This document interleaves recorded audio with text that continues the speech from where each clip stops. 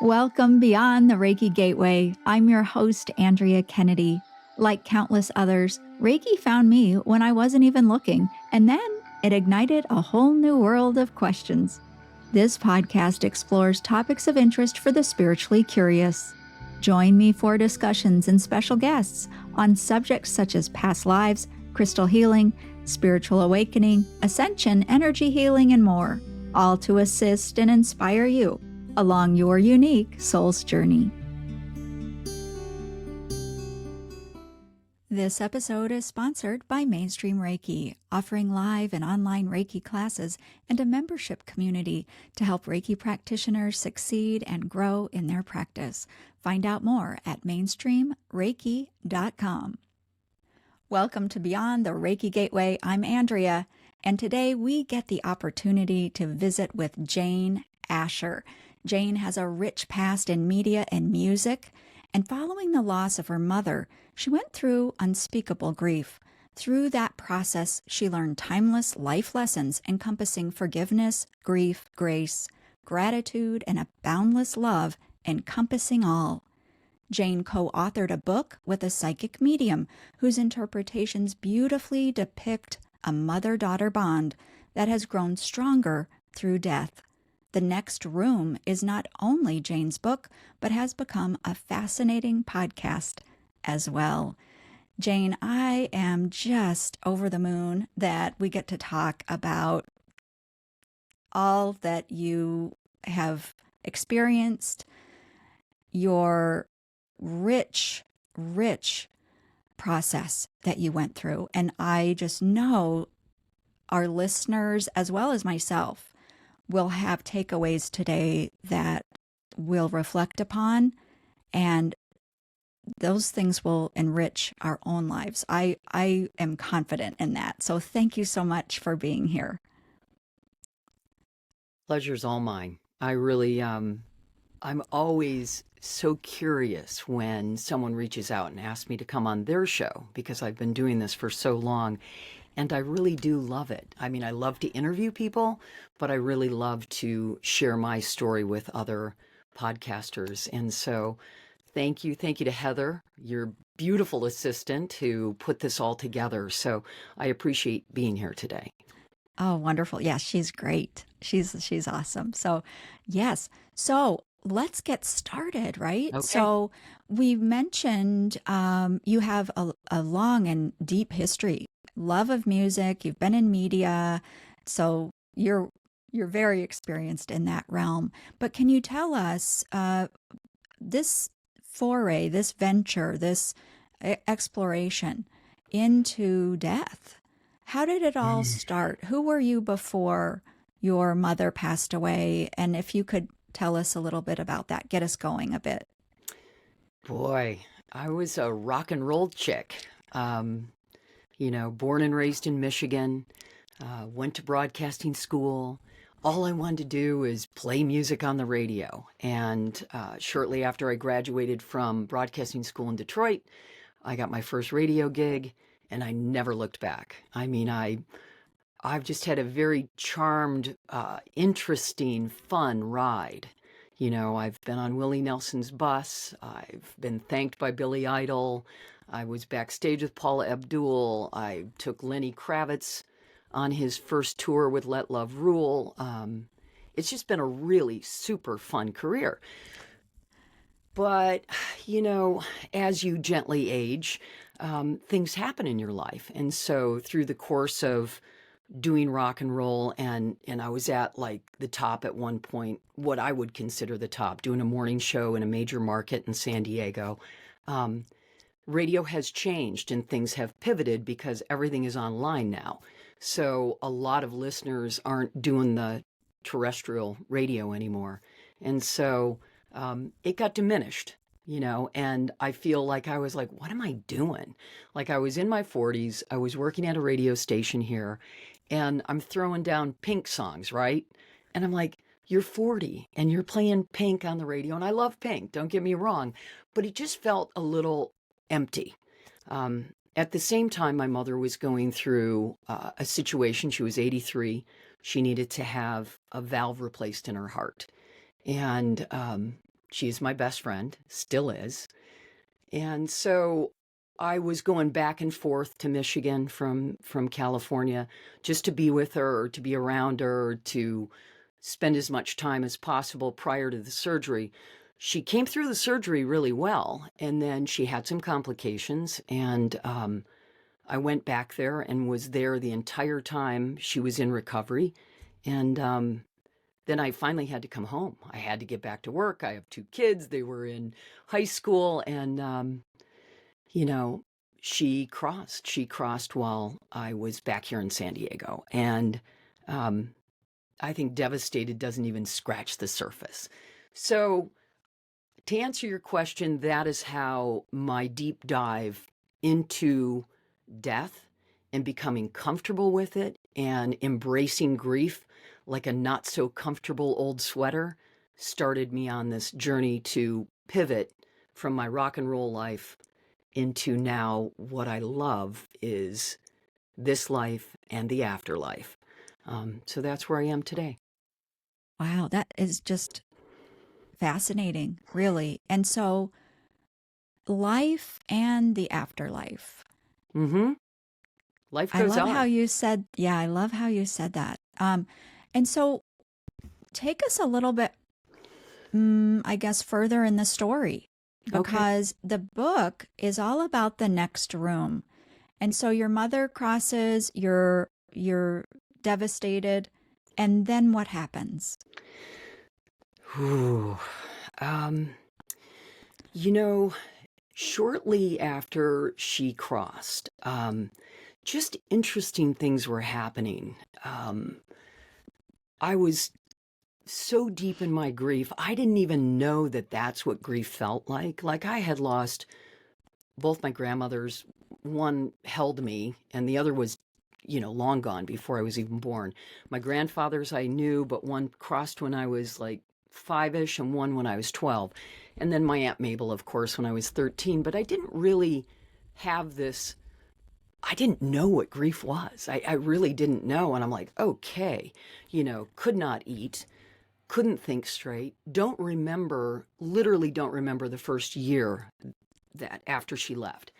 So, but things started happening. I went to her final resting place, and I'm sobbing and I'm watering the flowers at her tombstone. And all of a sudden I look down and there's this little polished pink stone that I found, and it was all gravel, and it was it's a little country cemetery in northern Michigan. And I found it and I picked it up and I just felt such a rush. And I heard her so clearly say to me, "Don't look down. That's not where I am. I am here. I am everywhere." And I was like, I just got like full, my pastor would call it the Holy Spirit tingle, where you just get head to toe tinglies. So that started happening. And then other things just started coming in, one after another. So through the process prior to her passing away, I was writing everything down. I love to write. I always thought, oh, I'm going to write a book someday. And I would tell people, I'm going to write a book. I'm going to write a book. Well, I didn't know how to write a book. I wasn't writing a book. I was just doing short stories and writing notes and cramming things in journals. And I have volumes of journals that my kids will enjoy someday when I'm in the next room. But I wrote her entire thing in this little pink notebook. And then after she crossed, I was like, I need to figure out how to write this book. And I want her involved, but I don't know quite how to do that. So that happened. So I just started writing in journals. I wasn't writing in a document or anything. And so the idea came up that I would write this book, and I wanted to write it with her, but I didn't know how to do that. So when she crossed, she was 83, married to my dad for 62 years. They were like the most dynamic, beautiful couple ever. Um, just amazing. Like they danced, they played gin together, they traveled, they laughed, they had 6 kids, they had 13 grandkids. I mean, they were just such a team, Don and Betty. So my dad was really, really lost. And so he came out, spent a month here in San Diego. And one morning he came out of his bedroom and he said, Janie, I need to talk to your friend. And I said, Dad, you're going to have to be a lot more specific. I have a lot of friends. And he goes, you know that one that does seances. And I said, oh, you want to speak to Pam Osley, my friend in Santa Barbara. I said, Dad, she does that for a living. She's a psychic medium. I said, she's expensive. And he goes, well, I'd like to talk to her. And I said, well, let me see if she'll do a favor. Let me see if she'll speak to you. And I'm thinking to myself at the time, why does my dad want to talk to her? Didn't put two and two together at all. So I called her and I said, Pam, my 84-year-old dad, grieving, would love to have a conversation with you. And she said, absolutely, set it up.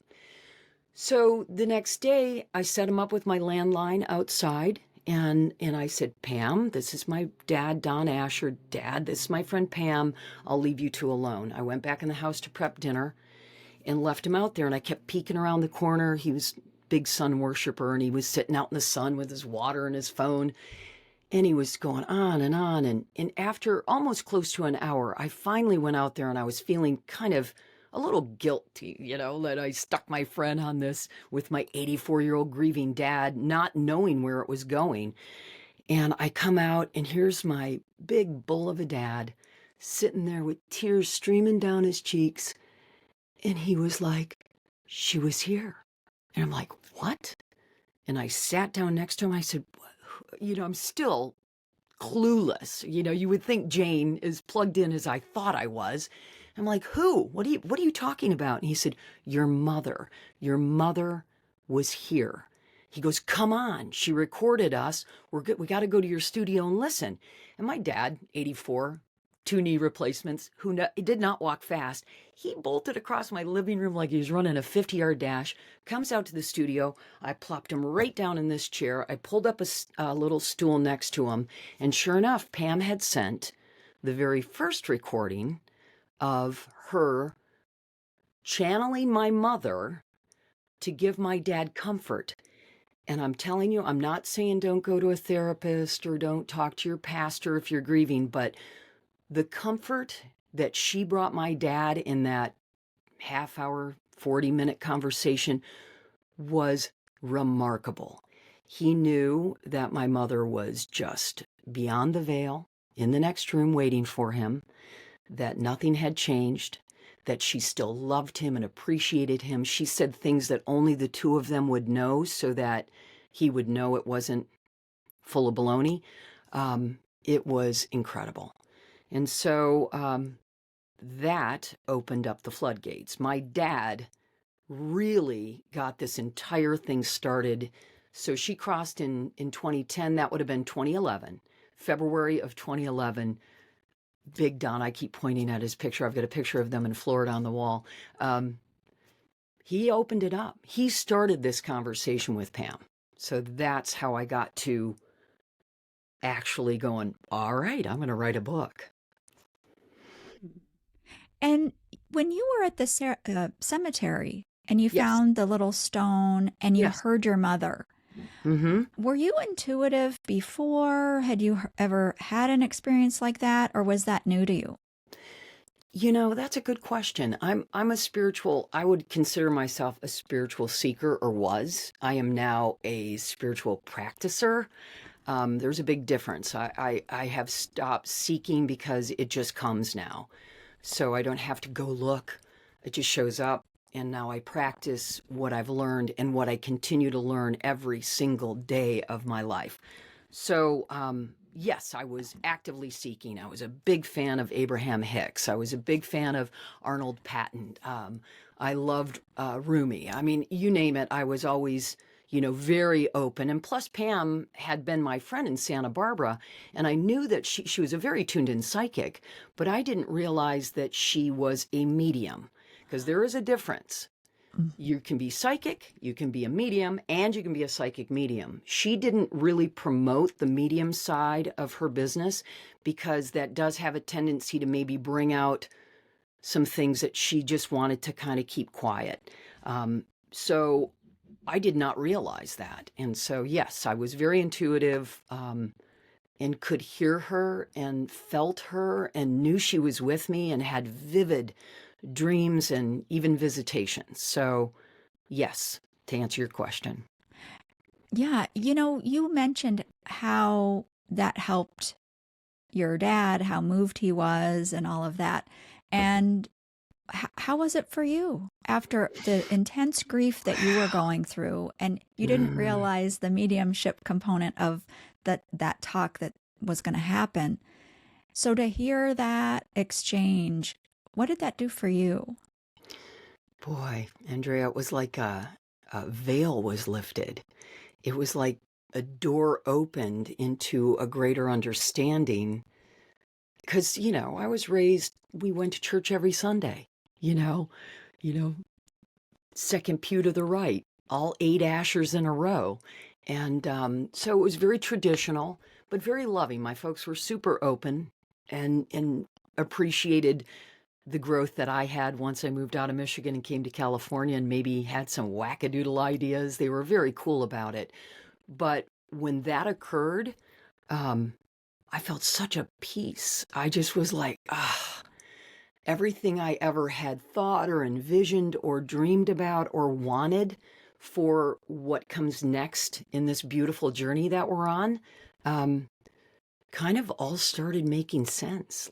It was like this huge puzzle that was scattered all over, and all the pieces started like sliding into place without even having to work at it.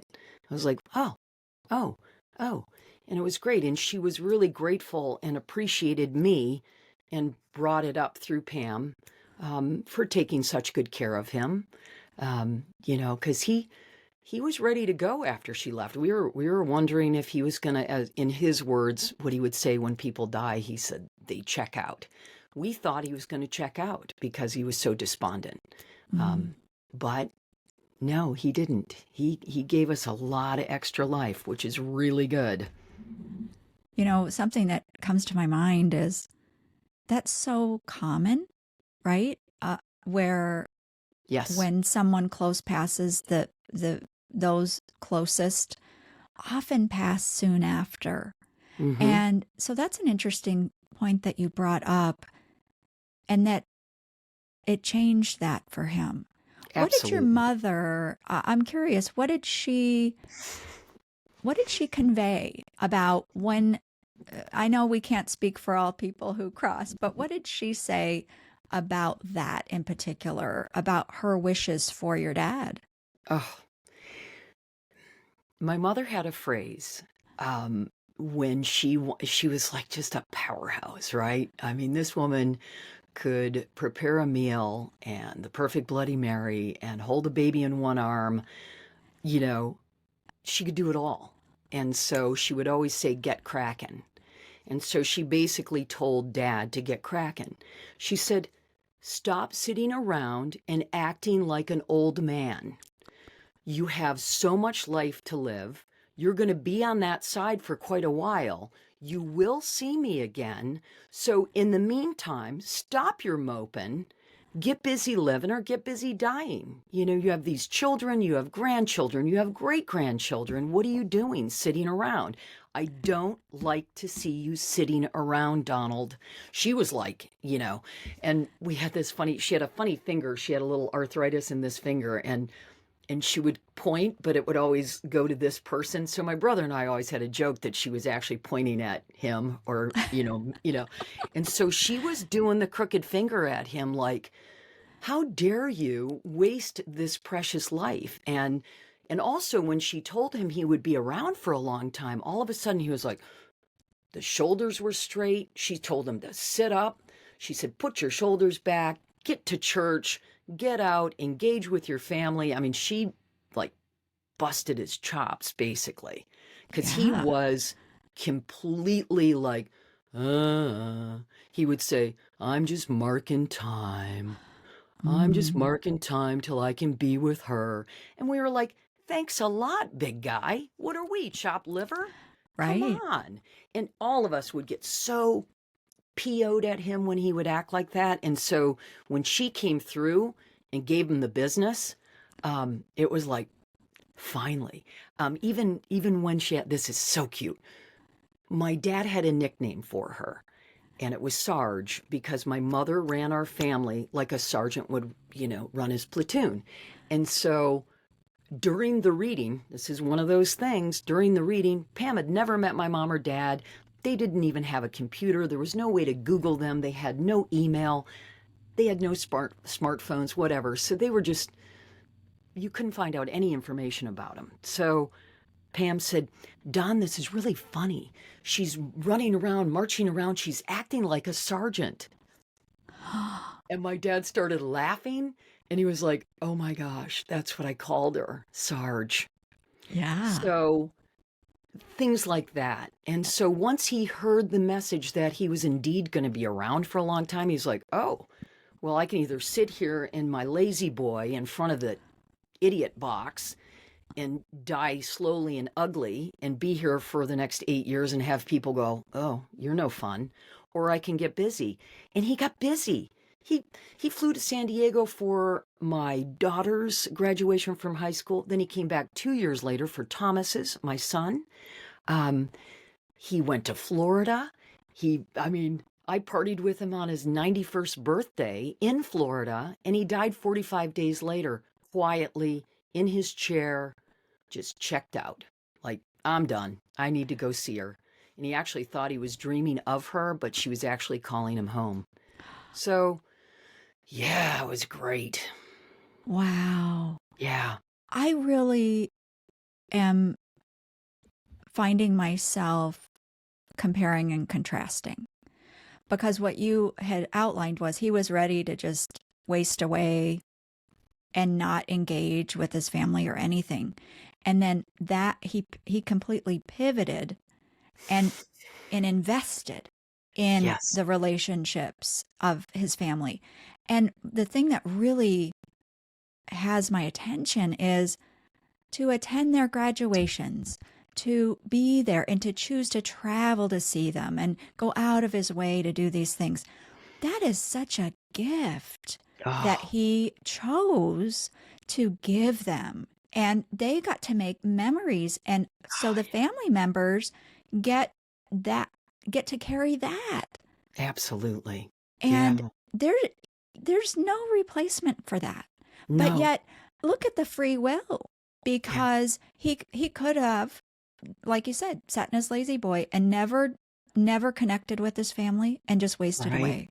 We all have that choice. Right. We all have that choice.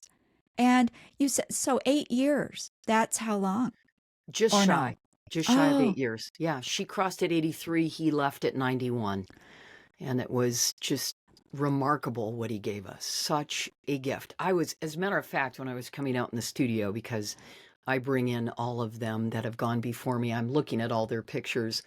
But I just thanked him before we walked in here because I'm getting emotional. But what a good dude. It was great. It was great fun. Even though we didn't have her to play with, we got to know him better, because she was so dynamic and he was dynamic, but they were very different personalities. Um, and it was really fun. He really did give us a gift. He did. He hung in there and he was in great health. I mean, he was still going to the gym. He was still going to church and taking communion. He was still listening to Dixieland music. He was still sunning his buns on the beach. He was moving a lot slower, and we knew he was getting close, because he was, having a couple things were happening here and there. He was still driving, and he did not want to give up his license. And we all collectively knew that that was something that was going to have to happen. But, he was so stubborn. He was like, I'll show them. I'll just check out and then they can't take my license. And that's exactly what he did. He died oh, with his driver's license. He didn't draw, he just checked out quietly. He just didn't want that next phase at all. He refused to go to the hospital the day before. Two of my sisters were in Florida and said, you need to go to the hospital. He said, I'm not going to the what hospital. And I talked to him and I said, I trust you. You're a smart man. And I think you know what you're doing, and I trust you, and I honor you, and I don't think you have to go to the hospital either. I just want you to know I love you." And he Mm. died that night. Wow. Talked to all of us before he checked out. Yeah. So it was great. I mean, how beautiful of a death. How Yeah. beautiful of a death can you envision than Yes. sitting in your chair and not even, I mean, that's no pain, just like, okay, I'm going to go over there now. Yeah. Yeah. Another decision he made. Yes, absolutely. Yeah. Which, you know, he made decisions like that his whole life. Very strong man. Yeah. So, okay, let's rewind a little bit. Okay, So, sure. there's that first um, conversation on the phone, the recording. It changes both of you forever. And then what happened? I mean, did you race to call your friend back for session two? I mean, whew, Yeah. You know, I didn't because I don't like to abuse her gifts, her talents. And so years ago, I mean, I had one reading with her when I was in my 20s. And then from that point on, I thought, I don't want anyone else to influence my life, psychic medium and or anyone. And so I want to be in my own space. And so, and she became a close friend. And so she helped me empower myself by not doing readings for me. So to answer your question, what happened was my dad loved talking to my mother. He called it calling Betty, calling my mom. And so every year on his birthday, I would gift him an hour-long call with Pam so he could connect with my mom. And it's like, because what do you give a guy that has everything but the love of his life by his side? So I gave him a call with a psychic medium. And she was so lovely. And so every year, and she'd record the conversations, and then I was the keeper of them, and he let me listen to them, and he had them. I'd burn them on CD for him, and he would drive to Florida, or my nephew would drive him to Florida every year afterward, and he would listen to them nonstop because you get messages and stuff. So that was going on, still not thinking that I need to connect with Pam about my mom. She's remarkable. But then we had another loss. My big sister Lynn crossed over from complications to cancer in 2016. I'm home for Lenny's funeral.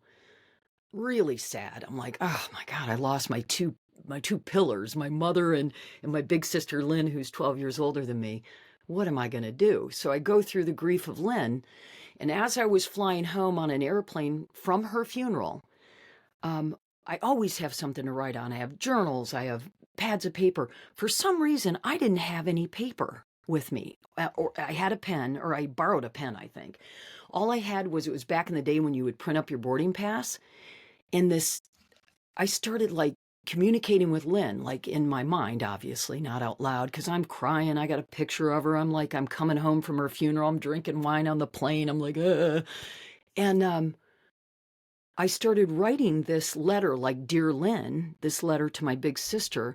And in the letter, I proposed the question, how do I co-author a book with Mother when I'm here and she's on the other side with you now in the next room, or you're on the other side with her now? And it was so weird. It was like this lightning bolt as we're 32,000 feet in the air. It was like, boom. Lynn just said, ask your friend Pam to translate messages from Mom so you guys can write the book together. And I'm like, 2016, the plane lands. I'm like freaking out the next morning. I'm like, Pam, Pam, Pam, Pam. She's like, Jane, take a breath. What is it you need to ask me? And I said, would you or will you consider doing sessions with me where we connect with Mom, where I ask her questions about things that I'm curious about that she's going through now that she's on the other side, and then I'll transcribe them and I'll write a book. And Pam said, absolutely, I'll help you. So that's how the book really got going. So I had my dad's sessions. So then I'd have sessions with Pam, and I would say, I really want to know about her crossing, personally, what it felt like. And then Pam would tune into my mother, and she would get the download and Pam would say, wow, she's having me feel this. Wow, this is incredible. She goes, I've never felt like this before. And then we would record the sessions. I'd have to come back, listen to them, get out here in my studio and transcribe the messages. So that the book is in 4 parts. There's my story growing up, meeting Pam, my mother, me, and Pam. And then the 4th part is the conversation begins with just myself and my mother. Because Pam kept saying, okay, Betty, okay, all right, I'll tell her. And she said, your mother says that you do not need me to hear these messages, that you've been communicating with her since the minute she crossed, that if you will get quiet and listen and tune in, you'll be able to receive everything you need to write your book. So that's kind of where part 4 came from. So long-winded to get there, but it was my sister Lynn's death that kind of kicked it into gear. Wow. So, what a ride. I have Yes. to imagine. I mean, because at that point, when you started doing that with Pam, how long had you known her? We met when I was 22. I moved to Santa Barbara, you know, 3rd, 4th radio job. I moved to Santa Barbara. Didn't know anyone. And I was doing a morning show on a renowned rock station called K-Tide with my morning show partner, Terry James. And Terry and I were doing the morning thing. And Terry, very big spiritual seeker, said, I want to have my friend Pam on the radio show. She's a psychic and we'll connect her with the listeners and then she can give them information. And I was a complete skeptic. I'm like, what? What is this? This is a bunch of fake hooey. I was just this Michigan kid that didn't have a clue about psychic mediums. And so through that, Pam was amazing on the radio, of course. I was intrigued enough what I heard of her connecting with our listeners that I set up a session with her. That's when I went to her house, and I go in Pam's house. The carpeting is white. The walls are white. The cat was white. Everything in her place was white except she had probably 40 green plants everywhere and white. And I'm like, I had to take my shoes off. I'm like, what's with the white thing? And she's like, well, it helps me to see your aura. And I'm like, aura? What? What's this all about? And so then she explained to me what my aura was and what it meant and why I was here on the planet and where I was going next, which is interesting because she nailed it. You know, I went to a place I had never even lived before, and she called it 6 months in advance.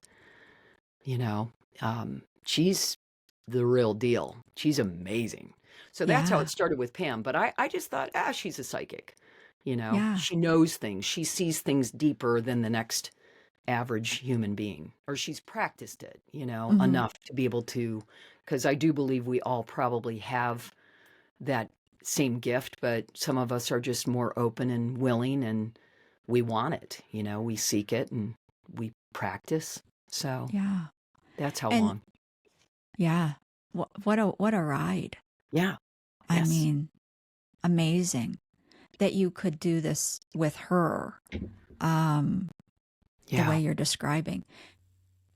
Hello, it's Andrea, and in addition to being your host here at the podcast, I'm the founder of Mainstream Reiki, where bringing Reiki further into the mainstream is my mission. I offer quality Reiki classes of all levels to students attending live from around the world. And I've built a membership community as well to help Reiki people connect with each other through discussions, events, and Reiki practice. So if you're considering learning Reiki or you already have, I invite you to visit mainstreamreiki.com to discover your next step in your Reiki journey. Thank you. And now back to the show. And Yeah. so, can you share with us some of these things that your mother, I guess, taught you? So, her own passing, how did she describe that? Oh. She said it was the most euphoric, beautiful feeling, that all of this information that she had probably forgot came back in, and that she just felt light and just completely loved. At first, she felt a little trepidation because she felt guilty, or not guilty is the wrong word. She didn't want to leave Dad alone. And so she was holding back at first, because she literally made it through her hospital ordeal, like 32 days, rehab, the whole thing, to come home, literally to die in her home, in the arms of her best friend. So she dies in their home shortly after she comes back home from the hospital. They think that they're going to ride into the sunset together, and she left. So she felt a little weird about leaving him behind, but she said once she let go, like truly let go, it was a feeling like no other. That it was absolutely this most amazing, beautiful connection. And it was like plugging back into this source that she knew that she had done before, but that she probably had forgotten because of being in the human form.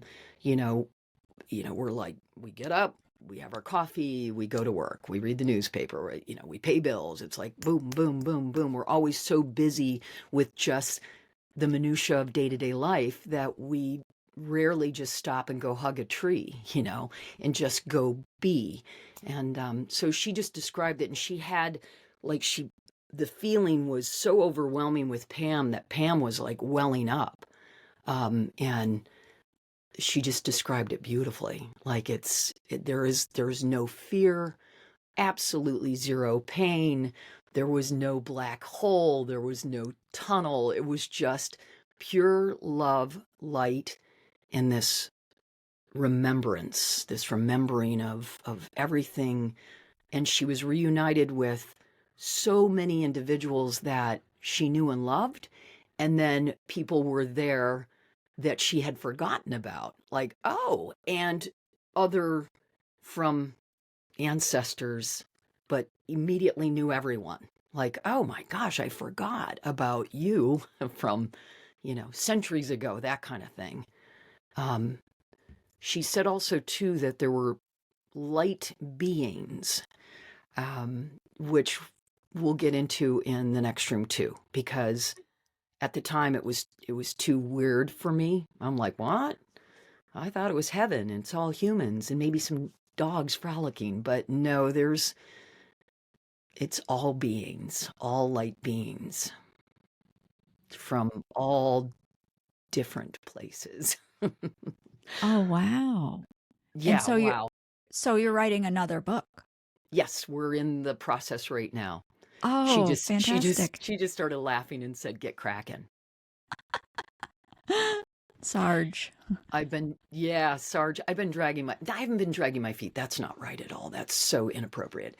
I had to pivot because I'm writing a book with my best friend, the one I told you about earlier, who's having a stage 4 journey with cancer. And so my entire energy has been into keeping her healthy, whole, and complete, and doing this book with her. So we're going to publish that book probably mid 2024. And, if I do get cracking, maybe the next room 2 will come out. It'll come out when it comes out. I Right. have to be Yeah. open and tuned into her, and there's nothing I can't manifest it. I can't Right. manufacture it. It just has to flow.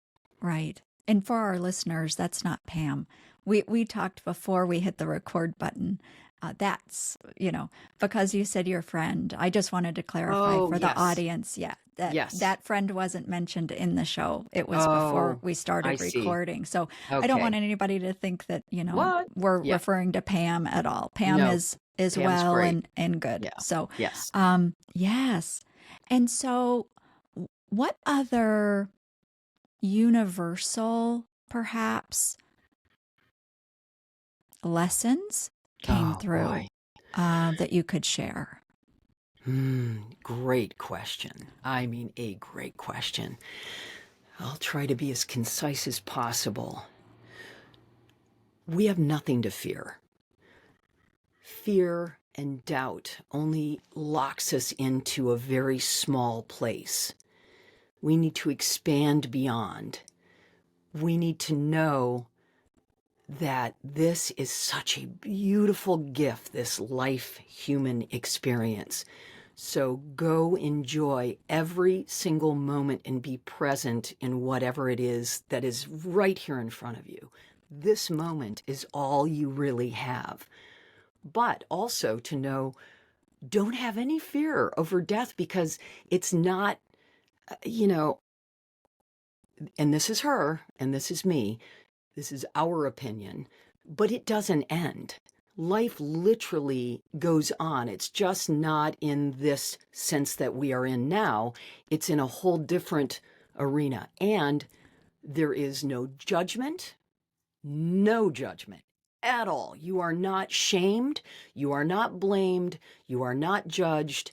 There is nothing about what happens in the next realm, in the next room, for you to fear. It is complete love, acceptance, light. You are connecting with the next level.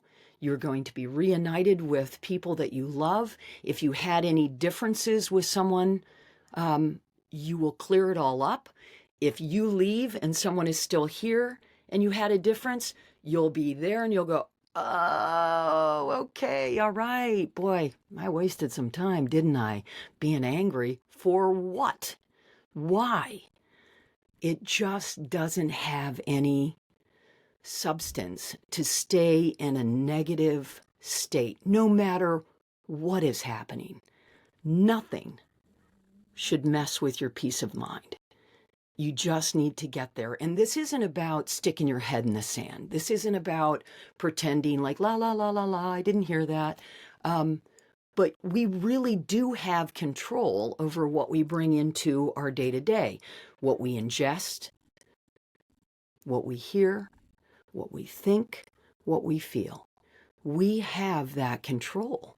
And so to be mindful of all of that, what is it? How do you want to feel?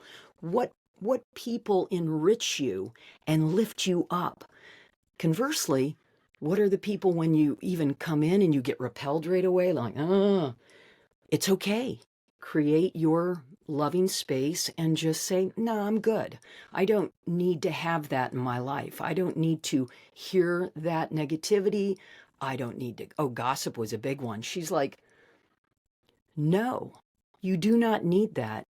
She said, go let the gossip, people that need to gossip will go find their gossip tribe. You do not need that type of communication in your life. And I'm human. I slip into it all the time.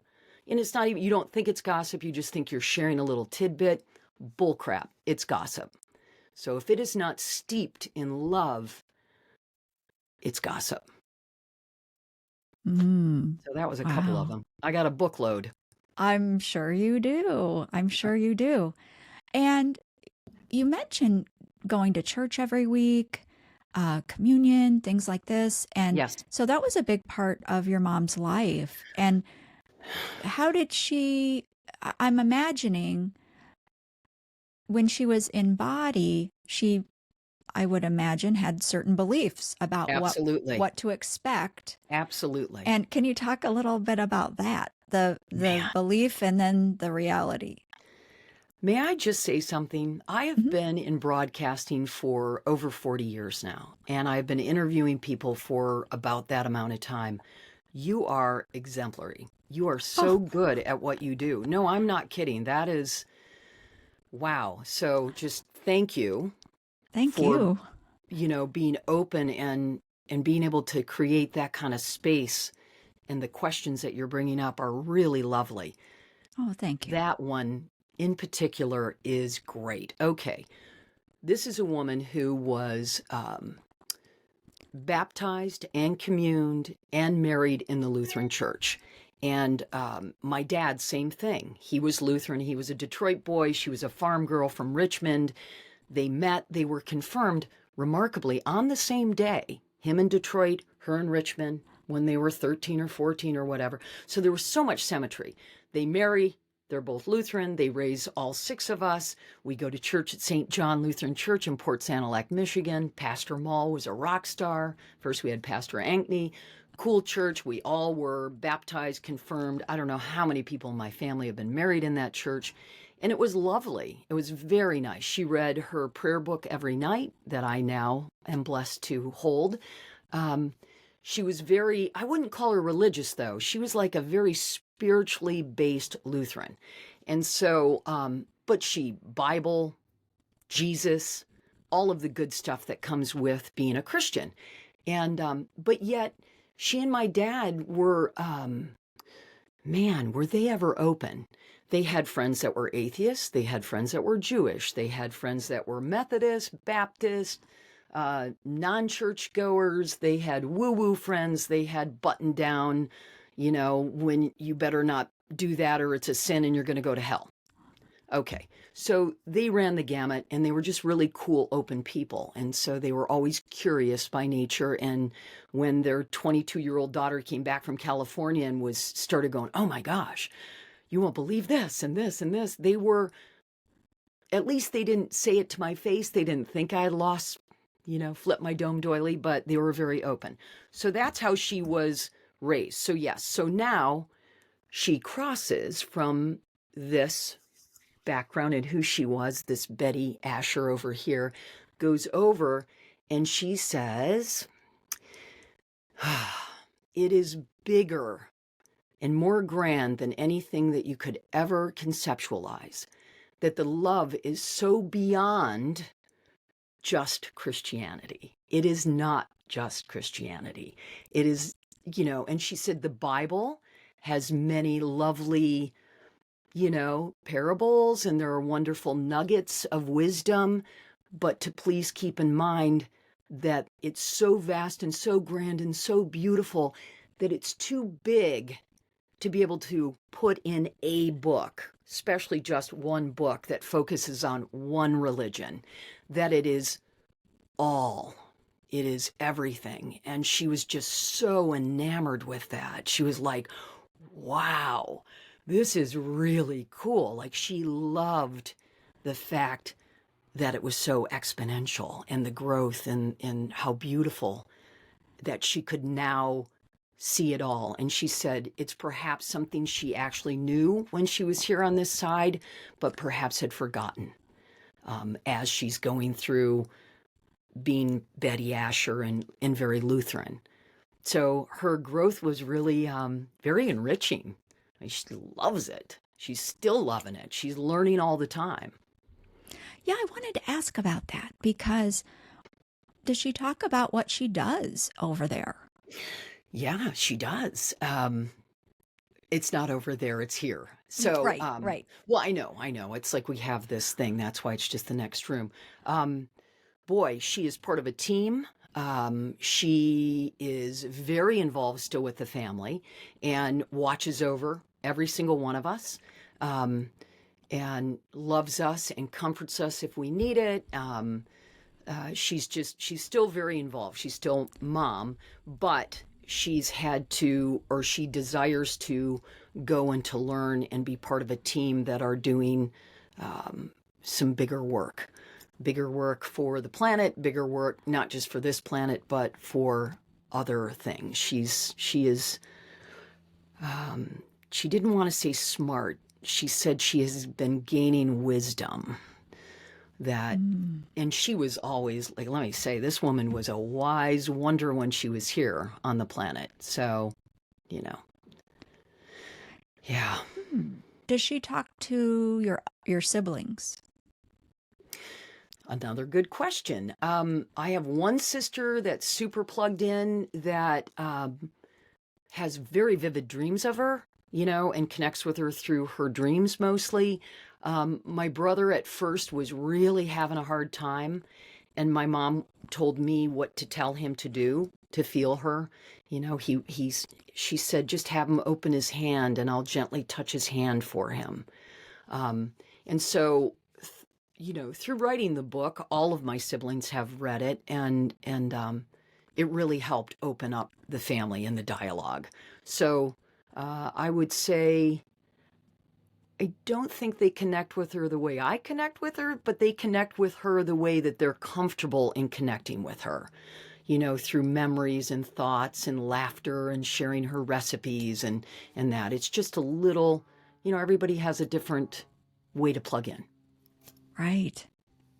Huh.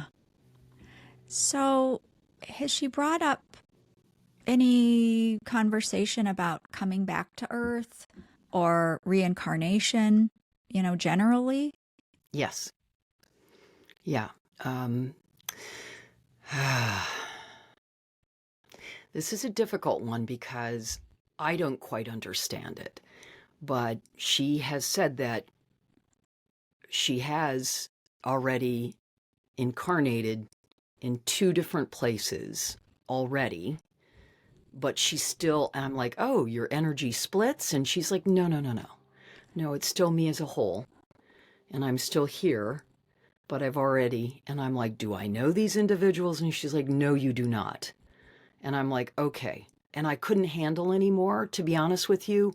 It was too much for this pea brain to wrap its head around. Um, so I'm hoping we'll dive deeper into that in the next realm with her in book 2. Um, if I can get out of my own way, because that's her big thing with me. She said, get out of your head. I stop myself a lot because I start being doubting Jane.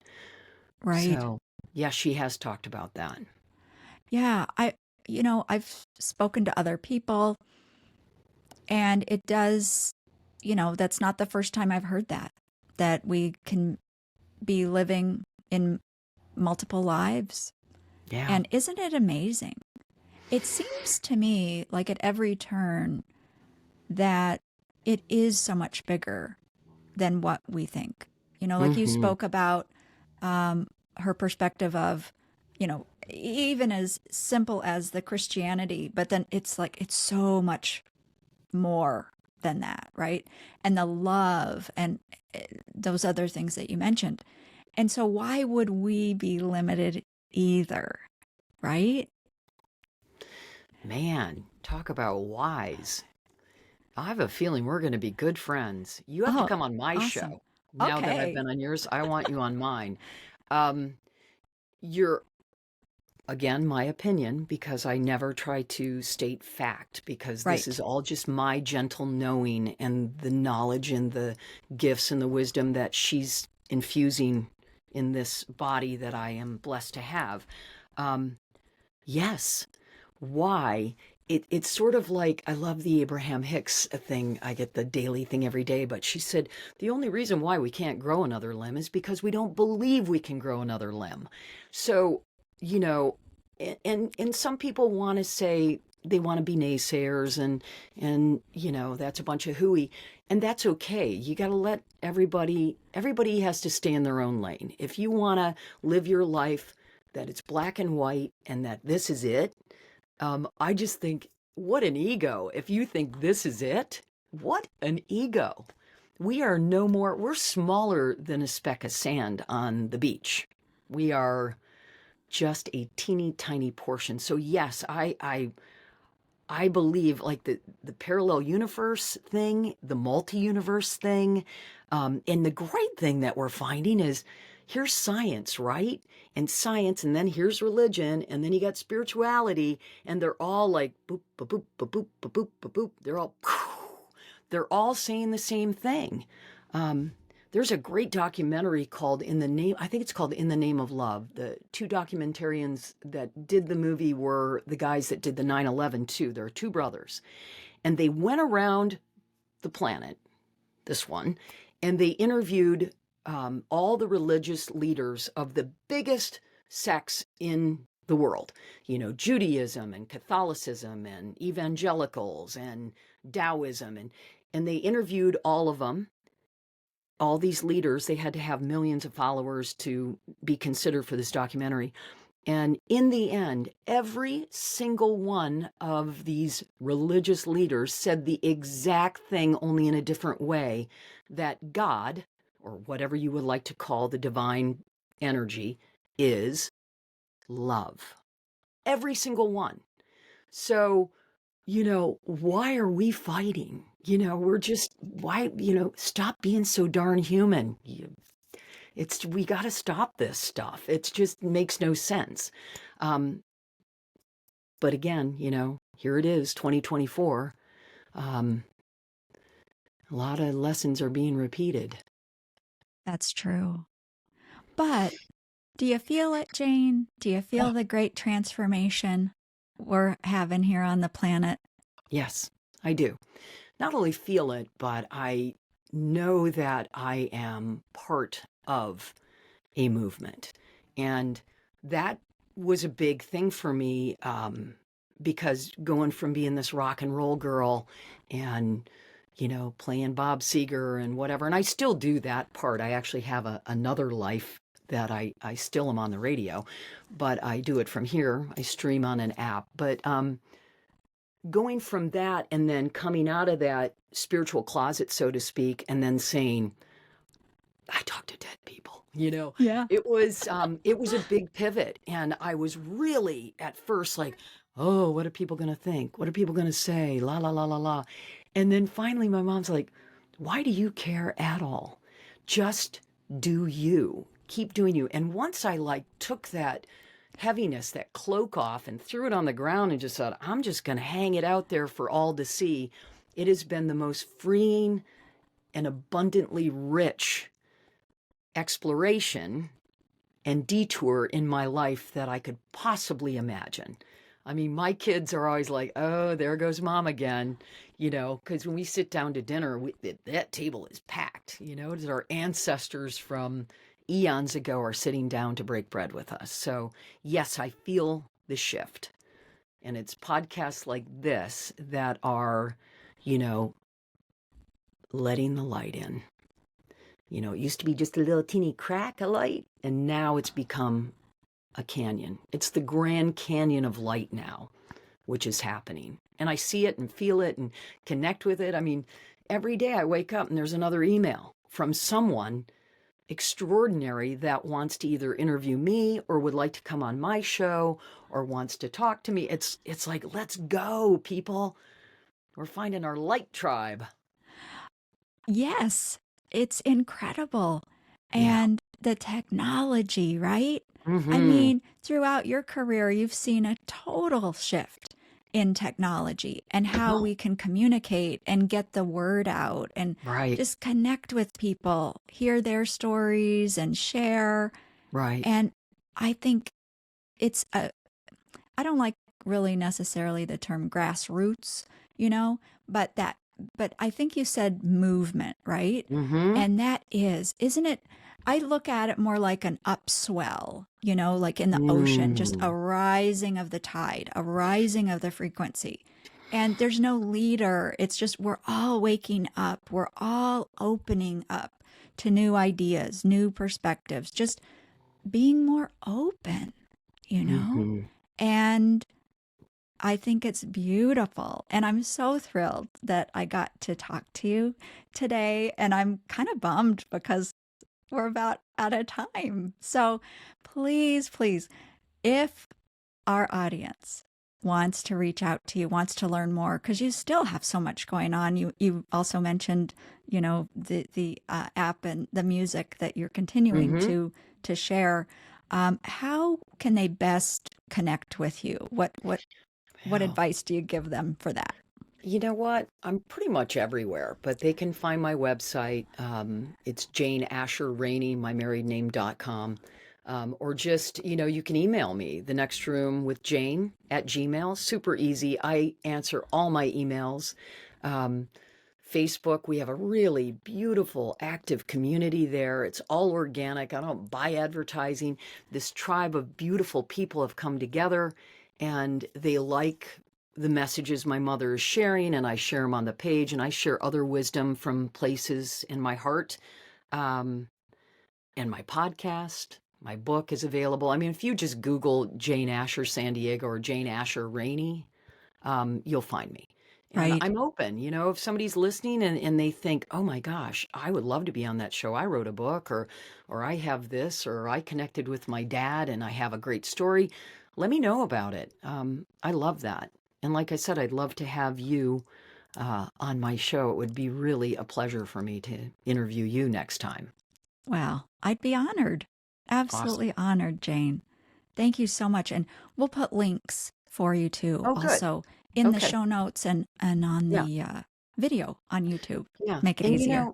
if anyone would like a free digital copy of The Next Room, my book, I'd be honored. Just email me at thenextroomwithjane@gmail and just say, hey, just put your name, Andrea, in the show notes or this podcast or whatever and say, I'd like a book. And I'll just, no strings attached. I'm not going to spam you. I'm not going to put you on my mailing list. Just, I'll send you a digital copy. It's got all the artwork in it, everything, and you can just have it. And if you don't like it, that's fine. And if you do, great. If you like it and you want to send it on to a friend, that's fine too. It's meant to be shared. Oh, how generous of you. Thank you so much. No Yeah, worries. that's amazing. So a final thank you, huge hug, if that's okay to you. It's just been awesome. I just don't have a word to really describe it, Jane. I really, really don't. But wow, I'm so glad that I happened upon you at 3 in the morning. one day, everything Yeah. happens for a reason. There are no coincidences. We were meant to connect. We're meant to be really good friends now and continue the story, because I'm already Yeah. thinking, oh, I have like 10 other people to ask you if you'd like to interview them, because I have extraordinary people in the afterlife world that I'm connecting Mm. with. If you want to go in that route, just so many good people. If you want to interview other people that I know. And likewise, I will start. I just signed up for your podcast, so I will be going and listening to all your other podcasts because Oh, nice. you are masterful at this. I just Oh, need, and I'm not yanking your chain. I have been on a lot of shows, and this has been one of my, really, you're right at the top. You oh, just are very, very skilled at what you're doing. So I'm glad that this is what you're doing because it's necessary on the planet in this moment right now. yeah. Thank you Thank for you. being a part of it, Jane. Thank you. Thank you. And from myself and the team here at Beyond the Reiki Gateway, we'd like to say thank you to our listeners for all of your support, including leaving great reviews, becoming BTRG insiders, and sharing the show with your friends and family. Drop us a line at info@beyondthereikigateway.com anytime. Tell us what's on your mind and take great care. Until next time. Thank you again for joining me. Please check the description underneath this video to learn more, connect with us, and get some important information about your listening experience. Wishing you all the best until we meet again beyond the Reiki Gateway.